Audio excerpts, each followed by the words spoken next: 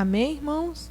Tivemos um problema técnico, né? Mas já voltamos, já oramos, já clamamos, falamos com o nosso Pai. Estamos aqui diante da presença dEle, clamando por Ele. Então, como eu falei, o pastor hoje não pôde estar, porque ele está trabalhando, né? Está de plantão. E eu vou trazer uma breve palavra de reflexão aos nossos corações, uma palavra que o Senhor tem falado comigo nesses dias. E assim, eu creio que Deus quer falar com cada um, né, na sua casa, do jeitinho que você está, que o Senhor sabe, que o Senhor conhece, que você também possa receber de Deus. Amém? Então, você pega a sua Bíblia em casa, abre em 1 Reis, capítulo 18, versículo 30.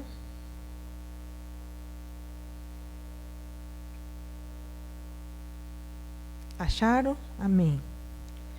Então Elias disse ao povo: aproxime-se de mim.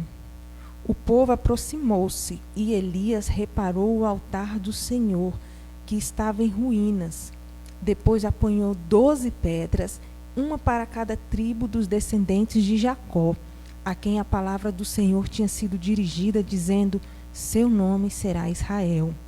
Com as pedras construiu um altar em honra ao nome do Senhor e cravou ao redor do altar uma valeta, na qual poderiam ser semeadas 2 medidas de sementes. Depois arrumou a lenha, cortou o novilho em pedaços, o novilho que era o holocausto, né? E pôs sobre a lenha. Então lhe disse: encham de água 4 jarras grandes e derramem-na sobre o holocausto e sobre a lenha.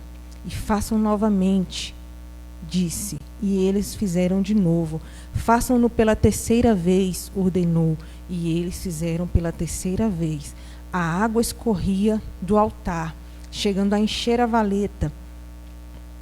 À hora do sacrifício, o profeta Elias colocou-se à frente do altar e orou: ó Senhor Deus de Abraão, de Isaque e de Israel, que hoje fique conhecido que tu és Deus em Israel, e que eu sou teu servo, e que fiz todas essas coisas por ordem tua.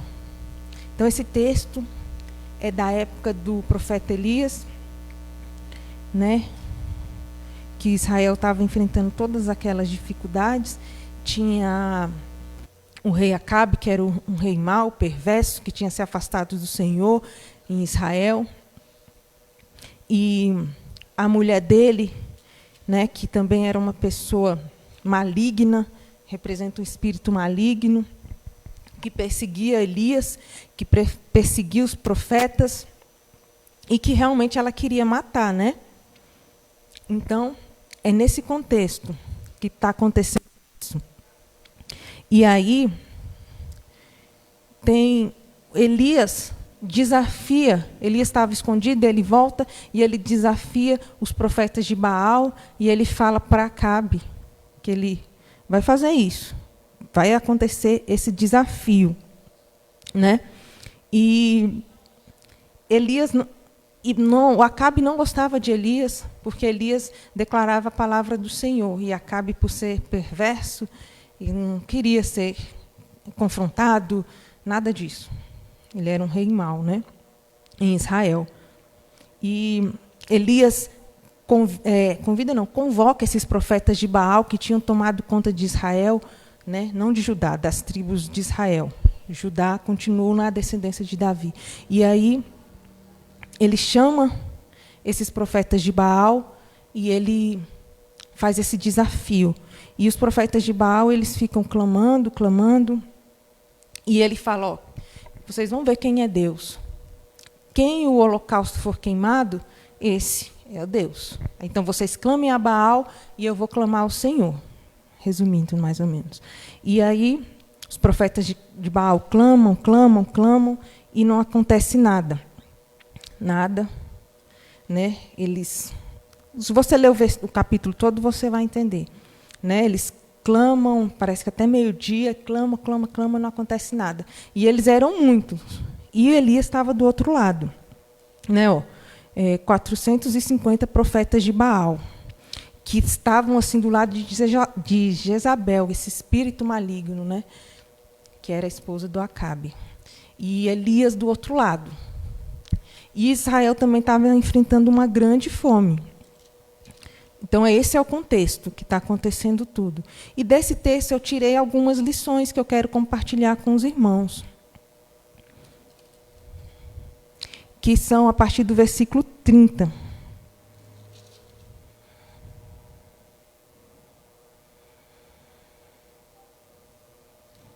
Amém? Primeiro, assim, a lição que a gente tira, a primeira lição que a gente pode aprender, no versículo 30, quando chega os profetas de Baal já clamaram e não aconteceu nada. O holocausto deles, o sacrifício dele não foi consumido. E aí vem Elias e organiza isso tudo que eu falei agora. Ele coloca o holocausto, coloca lenha, ergue um altar com as 12 pedras da tribo de Israel, tudo isso, e ele molha, né? Manda molhar por 4 vezes, então está bem molhado, bem encharcado, ao redor ele cava assim, uma valeta, que daria para semear, segundo o texto, 2 porções de sementes.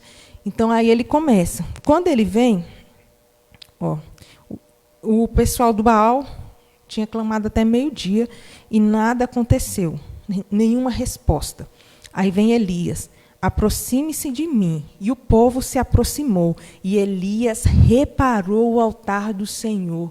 Nós estamos num tempo de reparar o altar do Senhor nas nossas vidas. Um tempo da gente se arrepender, de buscar ao Senhor, de ser confrontado. Muitas vezes de lidar com ser contrariado mesmo, de lidar com a rejeição, de lidar assim, com aflições.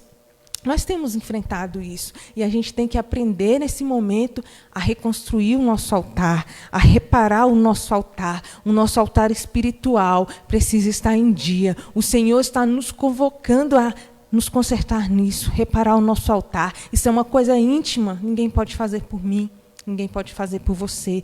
Nós precisamos reparar o nosso altar antes de tudo, antes de mais nada. Repare o seu altar, busque ao Senhor. Esse conserto, ele é pessoal, ele é íntimo, e você vê que nós voltamos para casa, né? A gente tem tantos afazeres, tantas, como se diz, tantas distrações, tanto entretenimento, a gente muitas vezes não tem tempo de olhar para si mesmo, para buscar o Senhor. A gente faz tudo muito apressadamente. A gente vive na superfície. E esse texto eu entendi que nós precisamos buscar o Senhor, reparar o nosso altar, viver um tempo de conserto com o Senhor, assim como Elias fez. Irmãos, a gente está vivendo um tempo de dificuldade que nunca enfrentamos. A nossa geração nunca enfrentou isso, né? Nós temos visto isso. E a geração daquele tempo, de Elias, também estava vivendo uma perseguição espiritual muito grande. Havia fome, porque, como eu falei, não chovia. Havia fome, havia dificuldade. E o profeta Elias foi com uma voz profética, com uma voz do Senhor. E aí a primeira coisa que ele faz, repara o altar. Nós estamos em casa, não é para viver assim na Netflix, não é para viver, né, como se diz, à toa, mas é para que a gente conserte o nosso altar, para a gente se aproximar de Deus, para a gente viver momentos a sós com Ele. Amém? E Elias faz isso, ele restaura o altar, ele conserta o altar, e nós estamos também tendo que viver isso, tendo que arrumar nossa casa espiritual, se organizar, retirar o lixo espiritual, a mágoa, o que muitas vezes nos prende, o que nos limita. Precisamos deixar, não dá mais tempo. Nós cremos que temos vivido os últimos dias, perto está o Senhor. Então, nós precisamos retirar esse lixo espiritual de mágoas que a gente acumula, de sofrimentos, de dores, de dificuldades, de forma que muitas vezes a gente diz, eu fui criado assim, por isso que eu sou assim. Não, a gente precisa abandonar isso. Eu aprendi assim, a gente fala isso, né? Eu aprendi assim, abandone, consulte ao Senhor, peça ajuda. Nós precisamos de ajuda, Senhor, para reconstruir os nossos altares, para reparar os nossos altares, para estar na nossa casa, Senhor, em dia contigo, diante de Ti. Né? E vamos sim retirar esse lixo, vamos exercitar o perdão, Vamos clamar ao Senhor que Ele nos ajude, Ele vai ajudar. Sabe, eu quando penso nisso, que a nossa geração ela nunca quis muito lidar com ofensa, com desaforo, como se diz. A gente não queria, né? Nenhuma dificuldade, na verdade. E muitas vezes na Bíblia é o contrário, né? Personagens que a gente gosta, que a gente vê que o Senhor era com eles, como Davi, tiveram que lidar com a rejeição. Davi foi rejeitado. O pai dele chamou todos os irmãos e ele lá no campo cuidando das ovelhas. E o Senhor falou para Samuel, não é esse, não é esse, não é esse. Tem ainda algum filho? Ah, tem um lá cuidando das ovelhas. Não nos sentaremos à mesa enquanto este não chegar. Então, nós temos que aprender a lidar com rejeição, mesmo que foi coisas do passado, da nossa infância, não importa, não interessa. É tempo de restaurar o nosso altar, clamar ao Senhor, pedir ajuda para que esse lixo seja tirado de uma vez por todas. Sabe? E Davi enfrentou, a Mical também rejeitou quando ele estava alegre, dançando, adorando ao Senhor. E ela falou, o que é isso? Como é que um rei está no meio do povo desse jeito? Saul sempre também rejeitando Davi, perseguindo. Essas situações não nos impedem de crescer. Pelo contrário, elas nos levam a crescer, a ter uma maturidade maior. Então, repare o seu altar, abandone a falta de perdão, as mágoas, as dificuldades, esse lixo espiritual, a amargura, largue, abandone. Você é um vencedor, o Senhor quer te curar. Restaure o seu altar, clame ao Senhor, peça ajuda. Amém? E Elias, ele continua. E eu falo também nisso. Retire também o lixo material acumulado, coisas que a gente guarda em casa, acumula, que a gente junta materialmente, né? Pode ter alguém precisando e você nem usa. Então, esse tempo em casa é para isso. Retirar o lixo espiritual e retirar também o lixo material. Coisas, tudo. Retirar tudo que acumulamos e que nos afasta do Senhor. Nos afasta de estar inteiro na presença dEle. Amém? Então, Elias repara o altar que estava em ruínas. Estava. Nós vamos ver que ele reparou e não ficou mais em ruínas. Então, não importa a situação que a gente esteja. O que interessa é que, se a gente quiser, se a gente permitir, o nosso altar ele vai ser restaurado. E ele vai ser como novo. Tudo novo. Né? Eis que nova criatura sou. As coisas velhas se passaram. Eis que tudo se fez novo. Então, eu creio assim, irmãos. Abandone o passado, restaure o seu altar, se permita viver uma vida nova em Cristo. Esse é o tempo oportuno para isso. Amém? E aí ele continua. Ele restaura o altar, apanha 12 pedras, uma para cada tribo dos descendentes de Jacó, a quem a palavra do Senhor tinha sido dirigida, dizendo que seu nome será Israel. E com essas pedras ele fez um altar em honra ao nome do Senhor. Amém? Então, se lembre da sua história, se lembre da sua família, se lembre de quem você é. Você está em casa também para isso. Está tudo interligado, né? A gente está em casa tendo que restaurar o nosso altar, que é necessário, e restaurar também os nossos relacionamentos, restaurar quem somos, pedir perdão de novo, perdoar, né? Eu ouvi esses dias que a palavra perdão é perder no ar, né? Então, é assim, deixar ir, né? Soltar, perder no ar, ser livre, né? Quem perdoa é mais livre, muitas vezes, do que quem você está com raiva, está com mágoa, a pessoa nem sabe disso e você está preso.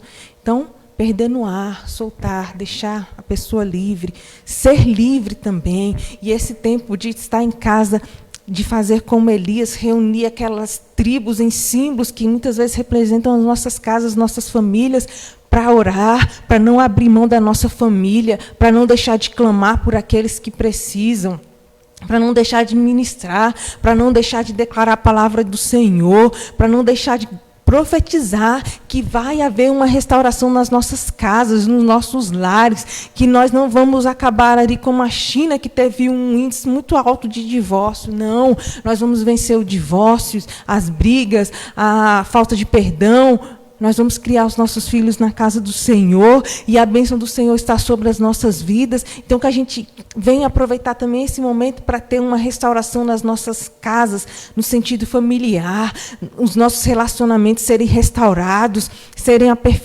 aperfeiçoados, né? O pastor também tem falado sobre isso, e é muito importante, né? Não é plano do Senhor que a família se perca. Pelo contrário, o inimigo nesse tempo tem investido contra a família, investido contra os valores.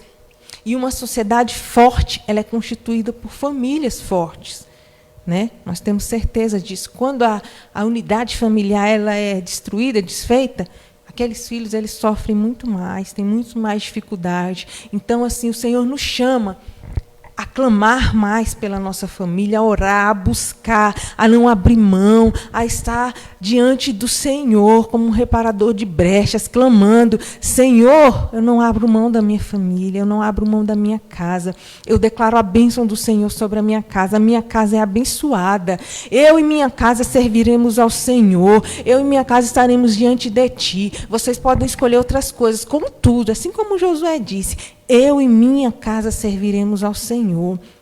Amém? Não tem aquele salmo, não sei se é 127 ou 128, que fala também da família, né?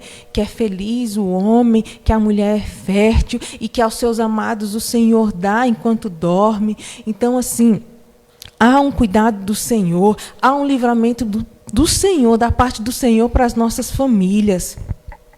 Deixa eu ler esse salmo.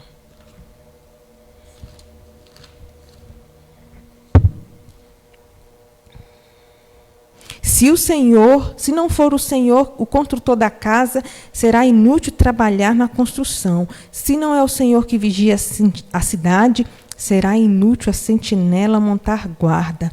Então, olha só, falando sobre os filhos, versículo 3, os filhos são herança do Senhor, uma recompensa que Ele dá, como flechas na mão do guerreiro, são os filhos nascidos na juventude. Então, a bênção do Senhor está sobre a nossa casa. Não abra mão, igreja do Senhor, nesses dias difíceis, não abra mão da sua família, não entre em discussões sem motivo, mas busque ao Senhor. A bênção do Senhor está sobre a sua casa, você é abençoado, você é vencedor. Lute, persista, ore, clame.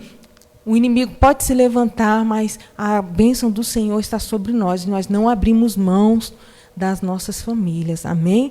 E nós continuamos. No versículo 33, que ele arruma a lenha. A lenha, assim, nessa antiga aliança, né? Ela tinha que estar no altar, ali no templo, continuamente. O fogo não podia se apagar. E a lenha, ela representa isso. Tem que ter o fogo, tem que ter uma chama acesa. E aí é necessário a lenha. E a lenha é isso que nós estamos falando, é a oração, é o reparar o altar, é o buscar o Senhor, é estar diante do Senhor. A lenha é o que nos mantém firmes, de pé diante do Senhor, com uma vida de oração. Nós temos sido tão confrontados sobre isso esses dias, né, irmãos? Nós precisamos estar diante do Senhor com uma vida de oração, de jejum, de clamor, uma vida de busca intensa, porque é necessário, os dias são difíceis, mas o Senhor é conosco. Então, tenha essa lenha, tenha essa chama acesa. Né? Quando eu era criança tinha um hino, eu não vou cantar, irmãos, porque vocês sabem, né, que eu canto bem, mas ele falava sobre isso, que a lenha representa a oração do crente e a lenha seca queima muito mais. Então, a lenha precisa estar seca, você precisa estar diante do Senhor, buscando, clamando e se enchendo do poder de Deus. Estar de joelhos, estar clamando para que o Senhor intervenha. Nós precisamos de uma intervenção dos céus. O homem não pode nos socorrer, mas nós, diante do Senhor, com uma vida de oração, de busca, de clamor, o Senhor vai nos atender, o Senhor vai nos socorrer. Eu creio nisso. Então, esse é um tempo de oração, de clamor, e a gente está com mais tempo, então precisamos intensificar isso. Clamar pelo livramento, clamar pelo socorro na nossa nação, na nossa casa. Em nome de Jesus, nós como crentes devemos estar com essa lenha acesa diante do altar do Senhor, continuamente, uma vida de oração, uma cultura de oração. Amém? E ele pega aquele novilho, aquele holocausto, e põe sobre a lenha, e ele enche de água, 4 jarras grandes, e derramada sobre o holocausto e sobre a lenha. A água, nós sabemos que representa o Espírito Santo, uma atuação do Senhor, o Espírito Santo com a sua presença consoladora, o Espírito Santo que nos reveste, o Espírito Santo que nos anima, o Espírito Santo que nos convence do pecado, o Espírito Santo que nos dá experiências maravilhosas com o Senhor. E nós precisamos também estar cheios, encharcados do Espírito Santo, encharcados da presença do Senhor, repletos da presença de Deus. Olha que coisa poderosa, que coisa maravilhosa. Não foi derramado só um pouquinho de água, não. Foi muita água, 4 jarras, e aquilo encharcou o holocausto, encharcou a lenha, encheu aquela vala, aquele cavou ao redor daquele altar. Tudo da água do Espírito Santo. O Senhor Jesus, naquele encontro com aquela mulher à beira do poço, ele disse: se você beber da minha água, você nunca mais vai ter sede. E eu creio disso. Nós precisamos experimentar da presença de Deus, ter um relacionamento com o Espírito Santo, ter experiências com o Espírito Santo, ser marcados pelo Espírito Santo. A nossa vida nunca mais vai ser a mesma, vai ser diferente. O pecado vai feder, nós não vamos conseguir andar em pecado, viver em pecado, nós não vamos conseguir ouvir o pecado, nós não vamos conseguir estar no mesmo ambiente de pecado, porque estamos cheios do Espírito Santo, repletos do Espírito Santo, nossa vida toda, inteira, preenchida pelo Espírito Santo. Nós precisamos disso, Igreja do Senhor, nós precisamos desse altar restaurado, em nome de Jesus, de cuidar da nossa família, de ter a nossa lenha, a nossa oração, e ter uma vida cheia,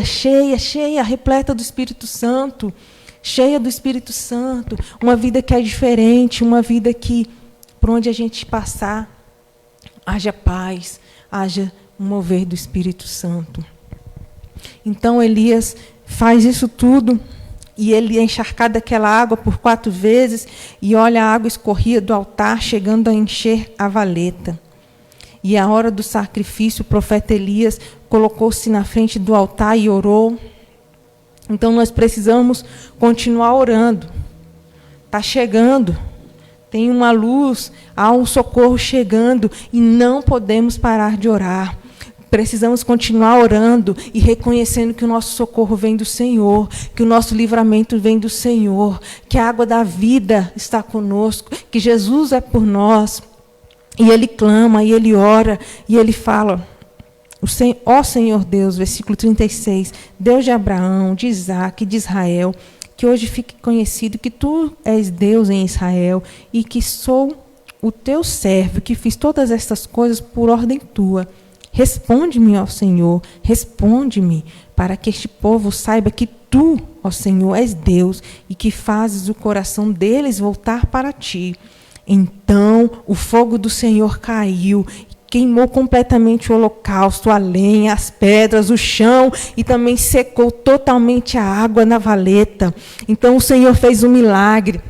O fogo do céu caiu e consumiu aquele holocausto, consumiu a lenha, as pedras, secou a água.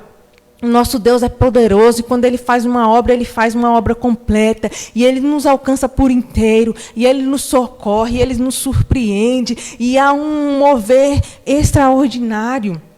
O Senhor fez isso, e se o Senhor fez uma vez, Ele pode fazer de novo, e o socorro dEle virá em nosso favor, e vai nos alcançar. Se Ele fez uma vez, Ele pode fazer de novo. E que o Senhor faça isso sobre o Brasil. Que haja um fogo da parte do Senhor. Que haja um mover, uma transformação nas nossas vidas, na nossa nação, na nossa casa, na nossa família. O Senhor usa esses momentos de dificuldades para que a gente se aproxime dEle, para que a gente experimente experiências extraordinárias com Ele, que venha um fogo consumidor, que arda em cada um dentro de nós, que haja um mover sobrenatural, um milagre. da parte do Senhor, que vai nos consumir, não só na igreja, não só em casa, mas nas nossas cidades, na sociedade inteira. Que haja um mover da parte do Senhor, que haja um crescimento da parte do Senhor. Em nome de Jesus, vem fogo da parte do Senhor e consome todo aquele altar. E o texto continua, e como eu disse antes, Israel estava enfrentando uma seca muito grande. E Elias disse para Acabe: irmãos, depois desse mover maravilhoso, que caiu esse fogo do céu, e o Senhor socorreu aquele povo, Elias continuou, secou totalmente a água. Quando o povo viu isso, todos caíram prostrados e gritaram: olha o que o Senhor vai fazer. O Senhor é Deus, o Senhor é Deus. E aí eles vão atrás dos profetas de Baal e exterminam todos. Elias mata ele à espada.